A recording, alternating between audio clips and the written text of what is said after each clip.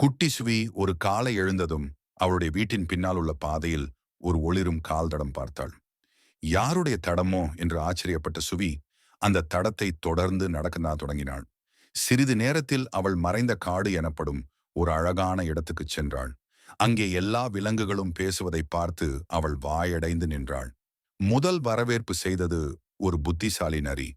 சுவி, நாங்கள் ஒரு பிரச்சனையில் இருக்கோம். எங்கள் காடின் ஒளிக்கல் காணாமல் போயிருக்கிறது. அதை தேடத்தான் நீ வந்திருக்கிறாய் என்று சொன்னது. பெரிய யானை சத்தமாக தூக்கி, நீங்க நம்மோட வர்றீங்களா?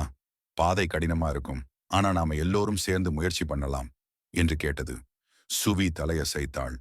மரம் மேலிருந்து குதித்து வந்த அணில், நான் இங்கிருந்தே கவனிச்சேன். ஒளிக்கல்லை ஒரு குறும்புக்கார குரங்கு எடுத்து போயிருக்கிறான் போல என்ற தகவலை தந்தது. அவர்கள் அனைவரும் சேர்ந்து குரங்கு இருக்கும் மலைக்குச் சென்றார்கள். அங்கிருந்த ஒரு பெரிய பழைய மரம் மெதுவாக பேசியது. சுவி, குரங்கை கோவப்படுத்தாதே. அவனிடம் சென்று நன்றாக கேட்டால் அவன் கொடுப்பான். சுவி மெதுவாக குரங்கிடம் சென்று, அது எல்லோருக்கும் தேவைப்படும் கல். தயவு செய்து கொடுப்பாயா என்று கேட்டாள்.